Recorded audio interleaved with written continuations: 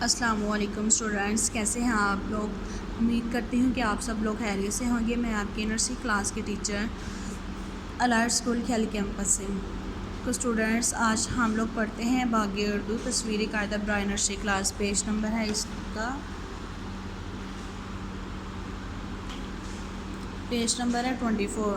24 پہ آج ہم نے کیا پڑھنا ہے؟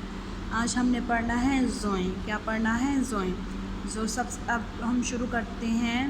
سب سے پہلے ہم لوگوں نے ڈیٹ لگانی ہے۔ یہاں پہ ڈیٹ لگانے کے بعد اب ہم پڑھنا شروع کرتے ہیں۔ زوئیں، زوئیں سے آئس کریم۔ کیا؟ Ice cream. اس کے بعد زوئیں سے ظریف، زوئیں سے ظریف۔ کیا؟ زوئیں سے ظریف۔